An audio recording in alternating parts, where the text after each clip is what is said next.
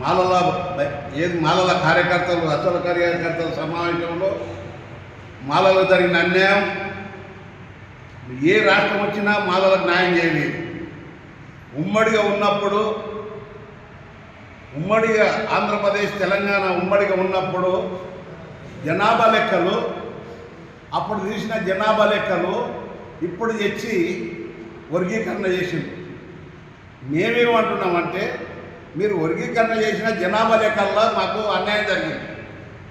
ఆ జనాభా లెక్కల్లో మళ్ళీ తాజాగా చేయాలి. మేము తాజాగా చేస్తే ఎంతమంది పుట్టిండు ఎంతమంది పెరిగింది అనేది మాకు లెక్కలు కావాలి. అదే విషయం మీద మేము కొట్లాడుతున్నాం. వర్గీకరణ చేసినాక 5% మాకు 9% ఎంఆర్పిఎస్ ఉన్నది. 5% అన్నప్పుడు 5 జాబులన్నా రావాలి కదా. ఒక్క జాబ్ వచ్చింది, ఒక్కటే జాబ్ వచ్చింది.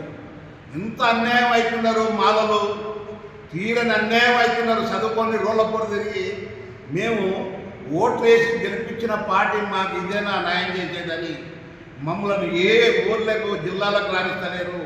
అందుగురించనే రేవంత్ రెడ్డి ఇది దృష్టిలో పెట్టుకొని రోసర్ పాయింట్ అని పెట్టినావు.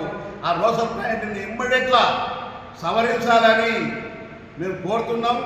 అదే పక్కన ఉన్న కర్ణాటకలో 18% పెంచిండు రిజర్వేషన్. అదే రకంగా మీరు కూడా పెంచి మాలలకు న్యాయం చేయాలని మేము కోరుకుంటున్నాం. మేము కోరుకున్న దగ్గర మేము ఉద్యమాలు చేస్తాము.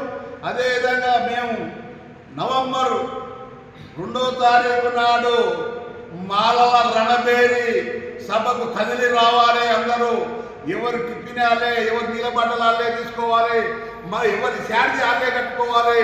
ఇది రాజకీయం కాదు, చదరంగా మారుతున్నాం. ఎందుకంటే మాలకు జరిగిన అన్యాయం మొన్న ఆర్టీసీ పోస్టులు పడితే మాలలకు 20,000, మన ఉపకులాలకు 30, మావేలకు 100.